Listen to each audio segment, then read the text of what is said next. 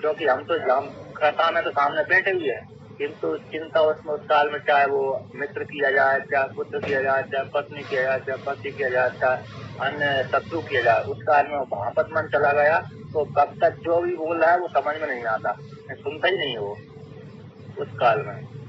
इसलिए मन से युक्त होकर के जब सुनता है तो फिर समझ में आता है। तो और इसलिए तो ये चक्षु के द्वारा देखता है, वाणी और मन के द्वारा व्यवहार चेष्टा करता है, चक्षु विचार देख करके फिर उस विषय में क्या करता है, ये व्यवहार आदि करता है, कर्म चेष्टा आदि करता है, फिर वो कर्म को फलीभूत कर देता है। जैसे अंधा व्यक्ति नहीं कर पाता, जैसे चक्षु वाला व्यक्ति कर लेता है कर्म, ऐसा अंधा वाला व्यक्ति, नेत्रहीन व्यक्ति कैसा है, ऐसा कर्म नहीं कर सकता। यानी जो आंख वाला जैसा कर्म करता है उस प्रकार का स्वस्थ व्यक्ति, इसलिए चक्षु कैंसर मानस हो गई। अब दूसरी प्रकार से ये भी है, वर्णन आता है, जिसके चक्षु नहीं उसका संसार भी नहीं है, ऐसा बहुत जगह आता है कि नहीं। चक्षु से रहित वाले व्यक्ति को संसार कैसा होता हो, ना के बराबर ही है। हाँ, है तो सही संसार उसका, फिर भी उसको भी सभी हल्की बराबरी होती है चक्षु रूप को देकर के, एक रूप को छोड़ करके, किंतु रूप वाले चक्षु ही विशेष रूप से क्या होती है, संसार का हेतु, संसार को सुख देने में कारण बनती है। चक्षु के द्वारा सब कुछ जान लेता है, चक्षु नहीं है तो फिर कौन क्या बोल रहा है, कौन क्या कर रहा है, मेरे प्रति हंस रहा है, क्या कर रहा है, देश कर रहा है, राग कर रहा है, देश कर रहा है, कौन चक्षु का मत रहा है इत्यादि उसको समझ में नहीं आता जल्दी, है कि नहीं।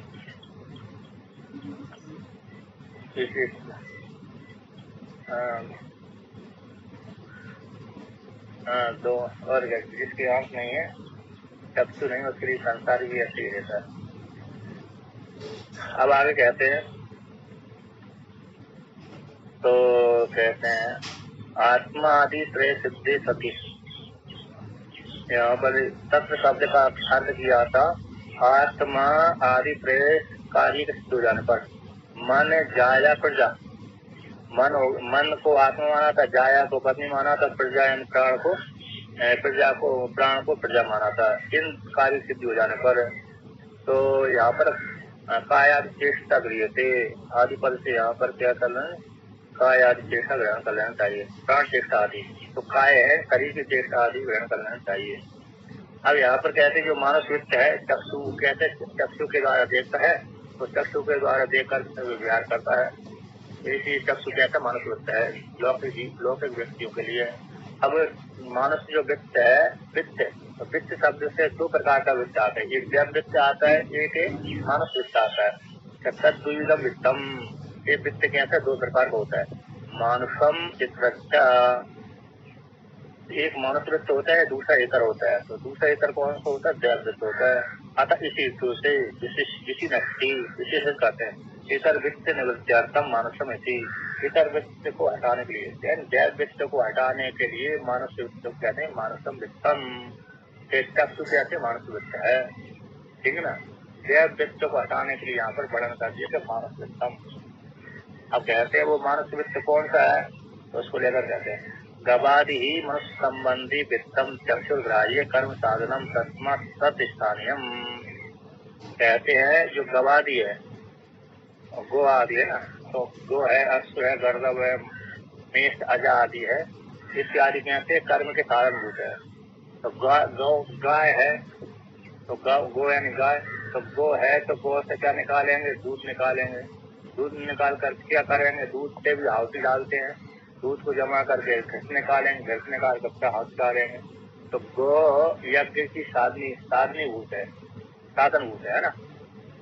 गो क्या है, गो के बिना यज्ञ नहीं होता, अतः गो दूध नहीं देगी तो फिर यज्ञ में जो आहुति डाल रहे हैं तो वो कैसे डालेंगे, इसलिए गाय के घी से ही आहुति डाली जाती है। भैंस का भी इतना, भैंस के घी से डालते तो है लेकिन ज्यादा उपयोगिता नहीं है, ठीक है ना। गाय का घी होना चाहिए ज्यादातर, तो गाय के घी से ही तू आहुति डाली जाए तो उससे विशेष फल की प्राप्ति होती है।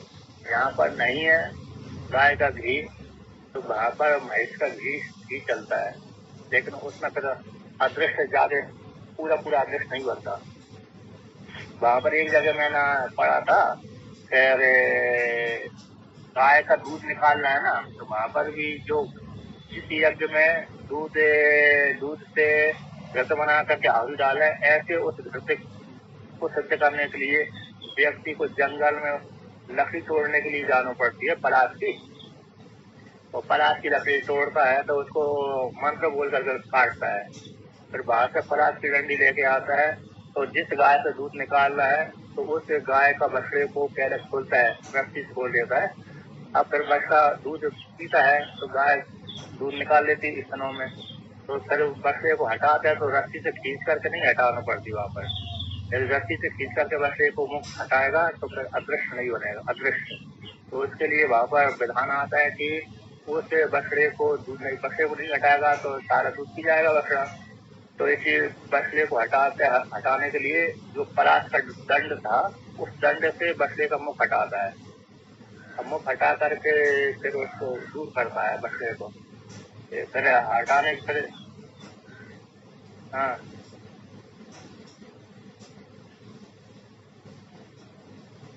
हाँ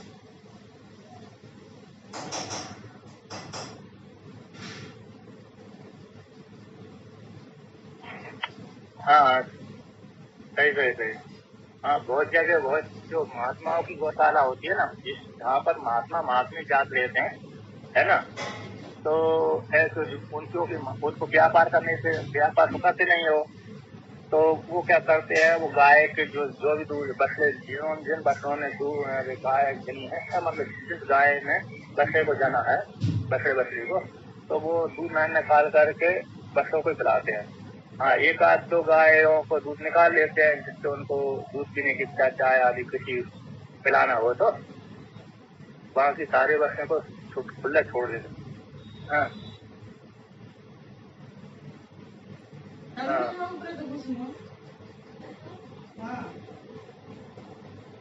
हाँ हाँ, सही।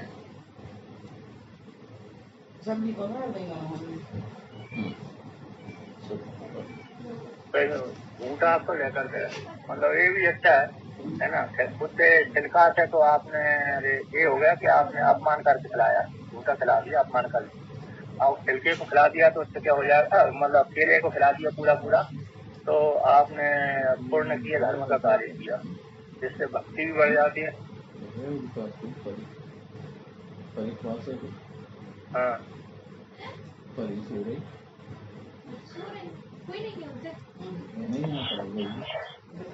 सतकाम जावाल है ना, सतकाम जावाल, जो जिसके नाम से जावालीपुरा में जबलपुर है, तो उसने तो गुरुकुल में गया, हरि ब्रह्म आचार्य गुरुकुल में गया। उन्होंने कहा कि ये उसने संस्कार कर दिया, तो वो उन्होंने 400 गाय या तो 700 गाय ऐसी दी थी, 300 या तो 400 या 700 जो भी दी है, 300 गाय दे दी, बुढ़ी बुढ़ी वृद्ध वृद्ध छाट करके जवान तो वही रखी, और छाट करके आचार्य ने दे दिया, इनको लेके कराने के लिए जाओ जंगल में। उनका अभिप्राय था दूसरी जहाँ इनको चरा के लेके आओ, तैयार करके लेके आओ हृष्टपुष्ट। उसने जाते वक्त संकल्प कर लिया, ठीक है आचार्य, जब तक 1000 गाय नहीं होंगी तब तक मैं लौट करके नहीं आऊंगा। और बड़ा हिम्मत वाला था, जिसका उसने संस्कार मात्र अकेला हुआ है, और फिर बालक भी था, है क्या नहीं। तो जंगल में अकेला जाएगा तो डर नहीं लगेगा, किंतु डर भी नहीं लगा उसको। और कितना ब्राह्मण का बालक था, इसी हेतु वो ब्राह्मण के बालक की अरे उसने संस्कार प्राय करके 8 वर्ष अवस्था में होता है, 8 वर्ष वाले बालक का तो क्या हो जाता है, डर भी लगता है। जैसे क्षत्रिय का मान भी लिया, क्षत्रिय का 2 वर्ष और बढ़ जाते हैं, 4 वर्ष और 2 वर्ष 3 वर्ष 4 वर्ष बढ़ जाते हैं, 12 वर्ष की अवस्था में उसमें संस्कार होता है, तो थोड़ा ज्यादा हिम्मत आ जाती है। और वैसे भी उसमें अरे उसको लेकर के मानेंगे, वर्ण को लेकर के मानेंगे, तब उसमें थोड़ा निर्भय रहती बनी रहती है। किंतु ये 8 वर्ष के बालक में एकदम पूरा विवेक था, और डर भी नहीं रहा, अभय निर्भय था, और गया जंगल में लेकर गया, और उसने संकल्प किया कि जब तक 1000 गाय नहीं होंगी तब तक लौट नहीं आऊंगा, और मैं इन गायों का दूध भी नहीं पीऊंगा,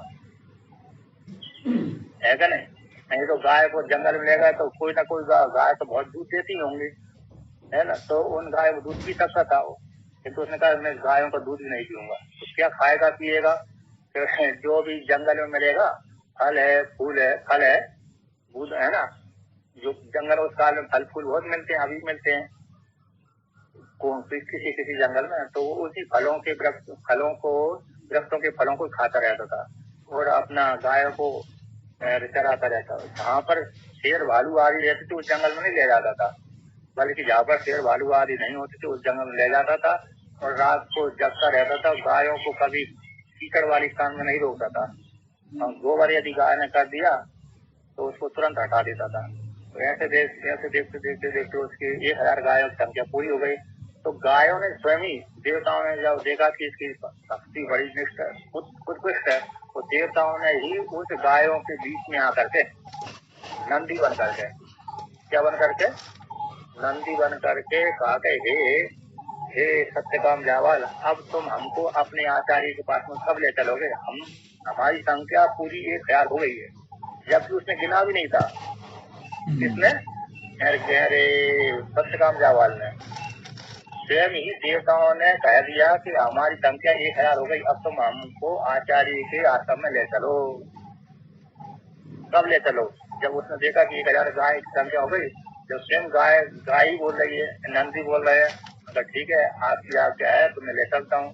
तो कहा उसी समय नंदी ने कह दिया कि तुमको अगले दिन वहाँ पर उस स्थान पर अग्नि देवता मतलब हंस है, अरे दूसरे है, ऐसे उपदेश करेंगे।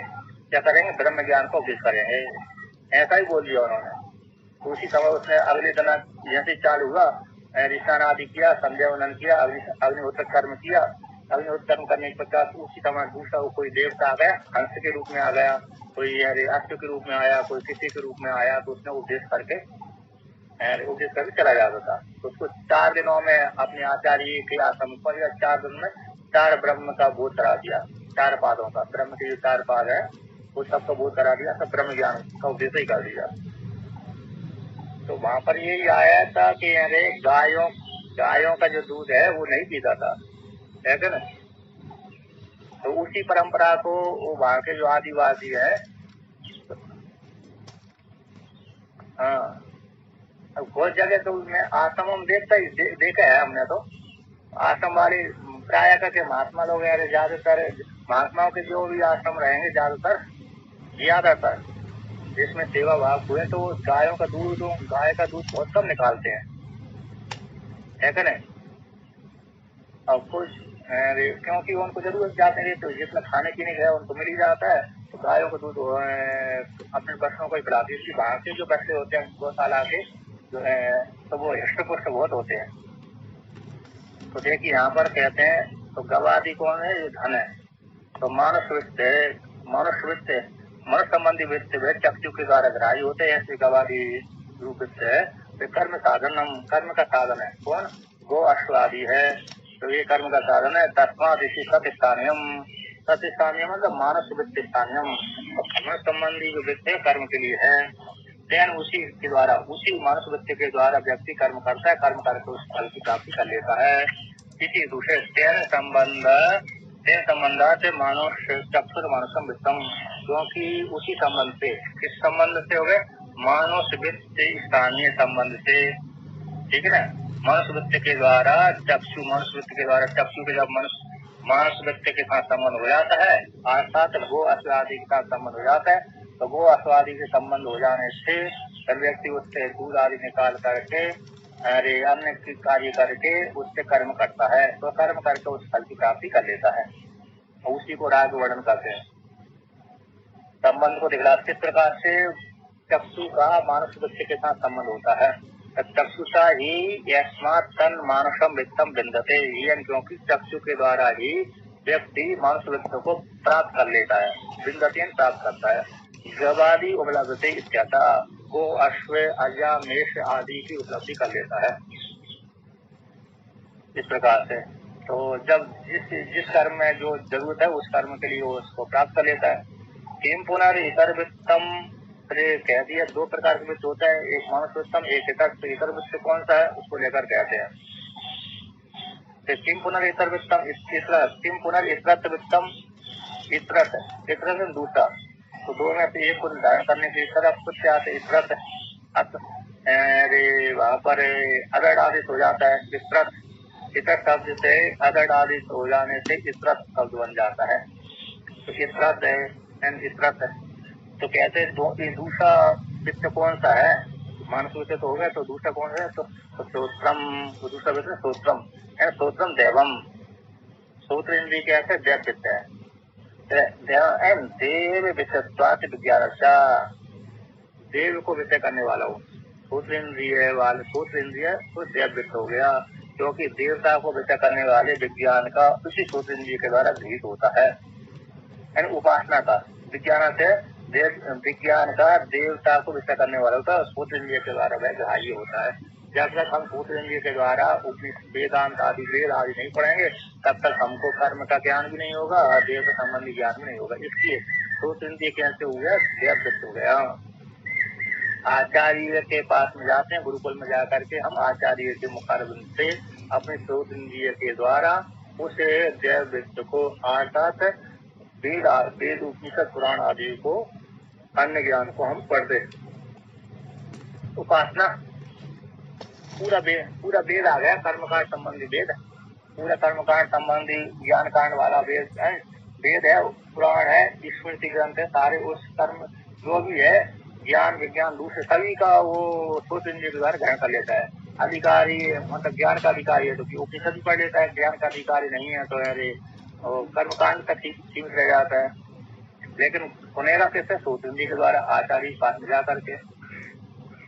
इसलिए विज्ञान का श्रोत्र इंद्रिय के द्वारा ग्राह्य है ना। देव विषय होने से तो देवता को विषय करने, यहाँ पर कहते हैं देव विषयत्वात्, देव को विषय करने वाले जो वित्त है वह उपासना कैसे देव को विषय करने वाली होने से इसी श्रोत्र इंद्रिय कैसे देव विषय कहलाता है। अतः श्रोत्र इंद्रिय के द्वारा ही सारे वेद वेदांत उपनिषद और स्मृति पुराण आदि अन्य है ज्ञान है जो सारे इसी के द्वारा गृहीत होते हैं, कौन, श्रोत्र इंद्रिय के द्वारा। कैसे है श्रोत्र इंद्रिय देव वित्त कैसे कहलाता है कि विज्ञानम देवम वित्तम, जो विज्ञान है वो देव वित्त है, देव से संबंधी ज्ञान, उपासना आदि ज्ञान भी उपासना ही है नहीं। उपासना कैसे, वो ज्ञान ही है, बिना ज्ञान के उपासना नहीं हो सकती इस प्रकार से। तो जो भी उपासना है ज्ञान पूर्वक ही होती है। तो विज्ञान में उपासना है देव वित्तम है, तद यह श्रोत्रम संपत्ति विषयम, तो श्रोत्र को विषय करने वाली है, अर्थात श्रोत्र रूप अधिकरण के द्वारा ग्राह्य है। कैसी है यह उपासना द्वय के मध्य में है, यहाँ पर कहते हैं, यहाँ पर यह शब्द है उपासना द्वय के मध्य में सूत्र ही संपत्ति विषम देवता को विषय करने वाला है। अर्थात जब आचार्य के मुखारबिंद से सूत्र रूप अधिकरण के द्वारा व्यक्ति ग्रहण करता है तो फिर वह सूत्र के माध्यम से अंदर मन के द्वारा वो विषय ग्रहण करता है, धारण कर लेता है, मन में धारण कर लेता है, बुद्धि में निश्चय कर लेता है, बुद्धि में निश्चय करके चक्षु आदि के माध्यम से कर्म करता है। ठीक है ना।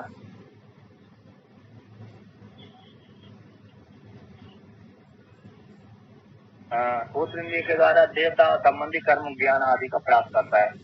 अब आगे वर्णन करते हैं। तो कस्मात किस प्रकार से श्रोत्र ही संपत्ति देवता को विषय करने वाली संपत्ति का आधार है। तो श्रोत्रेण ही यस्मात् तद देवम व्यक्तम विज्ञान शृणोति, यानी क्योंकि श्रोत्र इंद्रिय के द्वारा तद देव व्यक्ति को देव विज्ञान उस विज्ञान को श्रवण करता है। अर्थात यह जो भी व्यक्ति है श्रोत्र इंद्रिय के द्वारा सारे ज्ञान विज्ञान को श्रवण करता है, इसी हेतु से श्रोत्र इंद्रिय कैसा हो गया, देवताओं का वित्त हो गया। अतः श्रोत्र अधीनत्वात् विज्ञान से श्रोतम देवतरिति, क्योंकि श्रोत्र इंद्रिय के अधीन ही विज्ञान के श्रोत्र इंद्रिय के अधीन होने से श्रोत्र ही देव वित्त है। श्रोत्र इंद्रिय कैसे हो गया, देव वित्त है, तो श्रोत्र इंद्रिय के द्वारा वह ग्रहित होता है कोई भी ज्ञान। तो कहते हैं किम पुनरेतद आत्मादि वित्तान तैरिह निर्वर्त्यम कर्मेति उच्यते। किम पुनरेतद, ऐसे ही मतलब आत्मादि वृत्तांतों के द्वारा वृत्तांतों के द्वारा यहाँ निर्वर्त है कर्म हेतु उच्चते। क्या प्रयोजन है? आत्मा आदि के द्वारा, आत्मा आदि आत्मा होगी यानी मन आत्मा हो गए, जाया बाघ जाया हो गई, सूत्र अरे प्राण प्रजा हो गई, प्राण प्रजा हो गई, मानस वृत्ति चक्षु हो गई, जैव वृत्ति सूत्र हो गए। इनके द्वारा आत्मा से लेकर के वृत्तांत पर्यंत तक इनके द्वारा यहाँ पर किस निर्वर्त है, ये जो कर्म क्या निर्वर्त होने वाला, क्या क्या किसके लिए, किस प्रयोजन के लिए ये कर्म का संपादन किया जा रहा है। ठीक है ना, इस प्रकार में यहाँ पर ऐसी प्राप्त हो जाने पर तो क्या यजमान किससे कर्म का संपादन कर रहा है? इन आदि के द्वारा, आत्मा आदि से लेकर के वृत्ति पर्यंत तक किस कर्म के प्रयोजन के लिए यजमान इन कर्मों का संपादन कर रहा है, किस उद्देश्य, किस प्रयोजन के लिए, उसको लेकर कहते हैं किसके द्वारा। अब किस साधन के द्वारा अरे यजमान इस कर्म का संपादन करेगा? क्योंकि पत्नी हो गई, आज यजमान स्वयं हो गया, और प्रजा भी हो गई, और वित्त भी हो गया, तो साधन और चाहिए।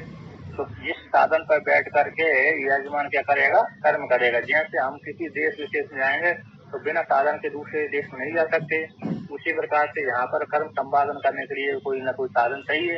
क्योंकि यजमान तो हो ही गया, उसकी पत्नी हो गई, प्रजा भी हो गई, और वित्त भी आ गया, कर्म में आ गया, धन भी आ गया।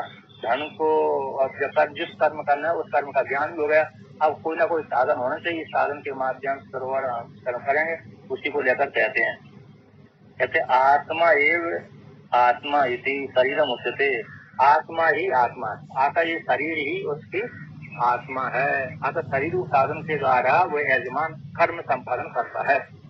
जो हमारा स्थूल शरीर है, इस स्थूल शरीर ही के सारे कर्मों को संपादन में हेतु बनता है। इनके माध्यम से मन, वाणी, प्राण, चक्षु, श्रोत्र आदि के माध्यम, इन साधनों इनसे युक्त होकर के जीवात्मा रूप यजमान इस शरीर के द्वारा कर्म संपादन करते, इसमें बैठ करके।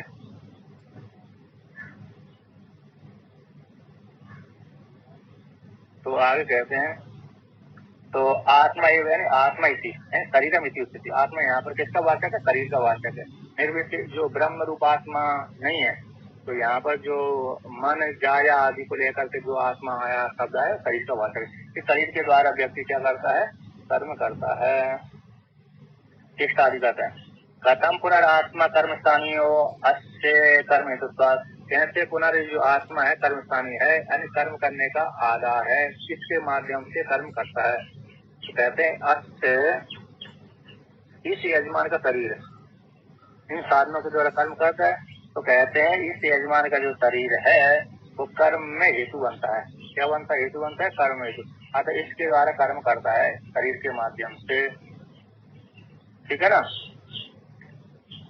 तो कहते हैं कथम कर्म हेतुत्वम शरीर शरीर है, तो कैसे कर्म का हेतु है शरीर, जिसको लेकर कहते हैं आगे आत्मा ही शरीर यथा कर्म करोती। क्योंकि जिस प्रकार से शरीर के द्वारा मतलब कैसे बाघादि चेष्टा के द्वारा, अंतकरण चेष्टा, बाघादि की चेष्टा, अंतकरण चेष्टा शरीर के द्वारा ही करता है। ऐसे बाघादि इंद्रियों की जो चेष्टा है, अंतकरण की चेष्टा है, अन्य की चेष्टा भी इसी स्थूल शरीर के द्वारा ही की जाती है। स्थूल शरीर नहीं है तो बाघ आदि की चेष्टा भी नहीं हो सकती, मन की चेष्टा भी नहीं हो सकती, है ना? मन ही बिना उसके शरीर के चिंतन नहीं कर सकता, बाघ आदि इंद्रिय भी बिना शरीर के चिंतन नहीं कर सकती, कोई चेष्टा नहीं कर सकती, प्राण भी किसी स्थूल शरीर के बिना कोई चेष्टा नहीं कर सकते। तो जिस प्रकार से अरे वायु बहती रहती है ऐसी बहती रहेंगे, कोई वो नहीं है। तो बिना शरीर के बाघ इंद्रिय आदि चेष्टा नहीं कर सकते। इसलिए शिशु शरीर के द्वारा कैसे सारे कर्म होते हैं, संपादन होते हैं। तस्य अकृष्णत्व अभिमानिनः एक कृष्णता संपन्ना। जब तक वह संपूर्ण स्त्री है, वह यजमान है, स्त्री है, प्रजा है, पिता आदि नहीं होता, तब तक वह अधूरा कहलाता है। जब उसने पत्नी, पुत्र आदि को प्राप्त कर लिया तो वह संपूर्ण कहलाता है। तत्व उस यजमान का अकृष्णता अभिमानी, जो अभी जब तक उसने विवाह नहीं किया था, आज तक अपने में पत्नी आदि का आरोप नहीं किया था, तब तक वह अधूरा था। ऐसे अधूरे वाले यजमान का ब्रह्मचारी का एवं कृष्णता संपन्ना, इस प्रकार से जो संपूर्णता उसकी प्राप्त हो जाती है। अर्थात कैसी संपूर्णता प्राप्त हो जाती है कि उसने इस प्रकार से अपने शरीर में ही मन को यजमान मान लिया, आत्मा मान लिया, वाणी को जाया मान लिया, प्राण को प्रजा मान लिया, और चक्षु और सोच को देवदत्त मनुष्य मान लिया, और शरीर को आधार अधिकरण मान लिया, करण मान लिया, साधन मान लिया। इसके माध्यम से कर्म संपादन करता है, चिंतन करता है। अब दूसरा उदाहरण, दूसरे लौकिक उदाहरण में स्त्री पुरुष हो ही गए, उनसे संतान धन आदि कमाते हैं। ये तो ब्रह्मचारी को लेकर है। अतः जिसने विवाह आदि नहीं हो पाया, फिर बाद में उसको हल्की चाहिए, पत्नी आदि की प्राप्ति की इच्छा हो रही है, तो व्यक्ति ऐसे चिंतन करके वो संतोष कर लेता है और उस हल प्राप्त कर लेता स्वर्ग वाला। तो कहते हैं यथा बाह्य जायादि लक्षण एवं, जिस प्रकार से बाह्य जायादि लक्षण के माध्यम से व्यक्ति कर्म करता है ना, लौकिक रूप से, ये तो शरीर में चिंतन कर रहा है व्यक्ति ब्रह्मचारी, किंतु वह ब्रह्मचारी से जो घर जीवन वाला है उसके पास में स्वतः पत्नी है, तो पत्नी आदि होने कारण, संतान आदि होने कारण और धन संपत्ति होने कारण वह व्यक्ति स्वयं यजमान करते यज्ञ आदि करता है। तस्मा वो यज्ञचारी से फिर अपनी फल की प्राप्ति कर लेता। उसी प्रकार से ब्रह्मचारी भी इसी प्रकार से आत्मा में इस प्रकार आरोप करके फल की प्राप्ति कर लेता है मरने के पश्चात, क्योंकि मरने के पश्चात ही स्वर्ग आदि फल की प्राप्ति होगी, है कि नहीं। और आगे ऐसा तस्मात ऐसा पांग है पंच निर्वर्त पांग तो यज्ञो दर्शन मात्र निर्वृत्त हो अकर्मिणो अभी, कहते इसलिए ये जो 5 के द्वारा संपादन होता है, इन साधनों के द्वारा कर्म संपादन होता है, उसी प्रकार से ये सब पांग से है, ये पांग से कर्म है। 5 से पंच भर निर्भरता, 5 के द्वारा संपादित होने के कारण वह पांग से कर्म कहलाता है। तो यज्ञ भी कैसे पांग है, दर्शन मात्र निर्वृत्त हो, ये कैसे दर्शन मात्र है, अर्थात ज्ञान मात्र है। अकर्मिणो, अकर्मी का जो कर्मी नहीं है, अर्थात उपासक का कैसे है, उपासना रूप आध्यात्मिक यज्ञ का, ठीक है ना, दर्शन मात्र निर्वर्त यहाँ पर वर्णन कर दिया।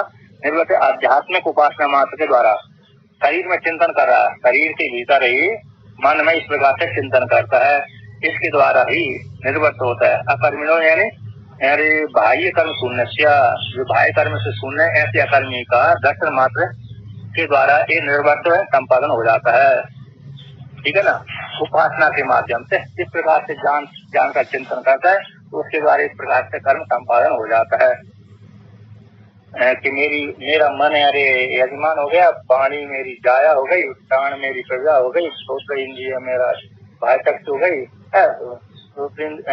चक्षु मेरी भाई वित्त हो गए, श्रोत्र इंद्रिय मेरे आंतरिक वित्त हो गया। अब मैं इस शरीर के द्वारा यज्ञ कर रहा हूँ, आहुति डाल रहा हूँ। इस प्रकार से मन के भीतर इस प्रकार से चिंतन करके वो कर्म करता है, संपादन करता है।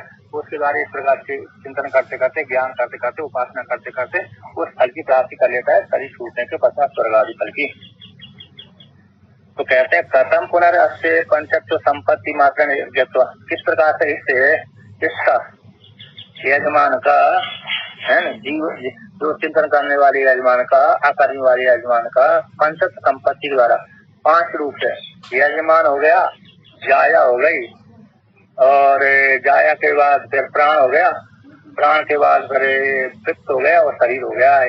ये 5 के माध्यम, पंच संपत्ति के माध्यम से यज्ञत्वम, इस यजमान का यज्ञ कैसे होता है, तो कहते हैं उच्चते, उसको कहते हैं यस्मात् भायो अपि यज्ञ पशु पुरुष साध्य। जिस प्रकार से भाई यज्ञ होता है पुरुष पशु पुरुष के द्वारा साध होता है ना, जो भाई जो भी यज्ञ किया जाता है व्यक्ति, उसमें पुरुष चाहिए, यजमान तो है ही है, ऋत्विज आदि भी चाहिए, और उसमें पशु भी चाहिए। अब पशु नहीं है तो पशु न होने पर घर आदि कहाँ से होगा, घर तो नहीं होगा, पर यज्ञ भी नहीं हो सकता है। इसलिए बाहर जो यज्ञ होता है उसमें पुरुष से पशु अन्य सहायक चाहिए, ये 5 के द्वारा संपादन होता है।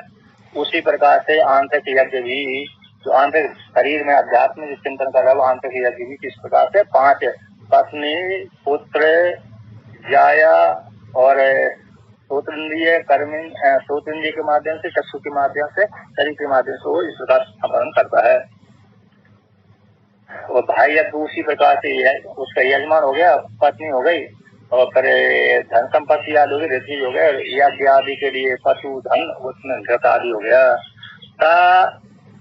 पशु पुरुष पांगते है, जो पुरुष भाई पुरुष के द्वारा साध होता है, जो यज्ञ है, पशु भी पांगत है और पुरुष भी पांगत है ना। पशु भी 5 चीजों से उत्पन्न होता है और पुरुष भी 5 आहुति के द्वारा उत्पन्न भी होता है। वो भी पांगत पंचभूतों के द्वारा शरीर का निर्माण होता है और पंच आहुति से ही इसे पृथ्वीलोक में आता है। पशु भी जो उत्पन्न होता है वो भी 5 आहुति से उपयोग करके उसमें आ जाता है। किसमें आता है? पशु योनि में आता है।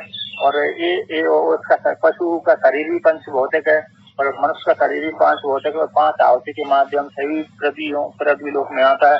इसी सब में 5 तत्व है। अरे यहाँ से पुरुष के लिए है, पुरुष के विषय में, जैसे यहाँ से कर्म किया तो कर्म करके व्यक्ति ने स्वर्गलोक में गया, तो स्वर्गलोक में जीव लोग बोलते हैं। एक पहली आहुति द्यूलोक वाली हो गई, तो वहां से गिरा च्युत हुआ तो पर्जन लोक में आ गया।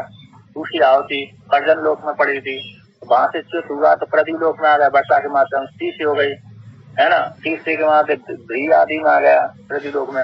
चौथी आहुति पड़ी तो पुरुष में चला गया अन्य के माध्यम से, और पुरुष में गया पुरुष के माध्यम से स्त्री चला गया, स्त्री के माध्यम से बाहर आ गया। ये तो ये 5 आहुति हो गई। ये पंचांगी विद्या है।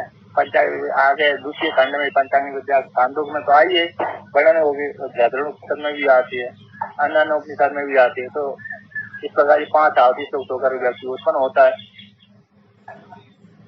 हाँ,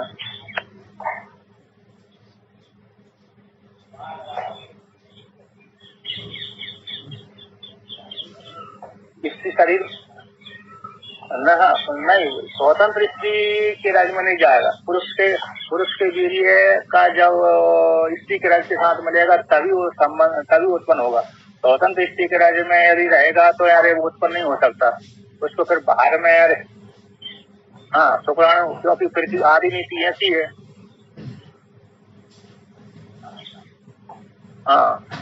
आदि नीति ऐसी है ना, आदि नीति जो ऐसी हुई उसी प्रकार से होता है प्रक्रिया, विपरीत नहीं हो सकता। तो ईश्वर ने जैसे संकल्प किया था उसी का पुरुष के वीर्य, यदि पुरुष स्त्री के शरीर में यदि रहे फिर पुरुष की जरूरत ही नहीं है, पुरुष की जरूरत नहीं है, तो स्त्री अपने आप ही बच्चा पैदा कर सकती है। इस प्रकार से वहां पर ये हुआ, इसलिए उसमें ही रहता है। संयोग उसका चाहिए। इस प्रकार से तो आगे कहते हैं, तो वर्णन करते हैं पुरुष भी 5 आहुति मतलब पंचाक्षर है और पंक्ति छंद होता है। शिव जी का जो पंचाक्षर मंत्र है ना, नमः शिवाय, ये भी पंक्ति छंद से युक्त होता है, 5 अक्षर वाला। उसी प्रकार से पुरुष भी पांग से कर्म वाला 5 धातु से युक्त होता है, 5 प्रकार से। और पांग है उष्ण छंद अलग होता है। पंक्ति छंद 5 अक्षरों का, अनुष्टुप छंद 8 अक्षरों का। उष्ण छंद के ज्यादा अक्षर होते हैं, उसमें सब यार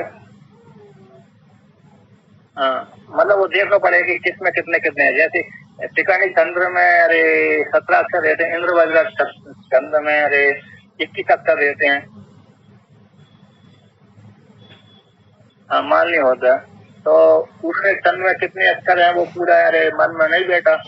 गायत्री छंद में जैसे 24 अक्षर रहते हैं, है ना। उसी प्रकार उष्ण आदि में 30 रहते हैं, क्या कितने कितने रहते हैं मालूम है।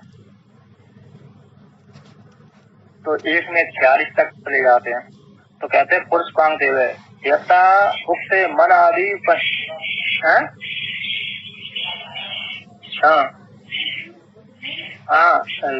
छंद के छंद जैसे छंद हो उसी प्रकार ले तो उनको उच्चारण करना पड़ेगी। अनुष्टुप छंद का उच्चारण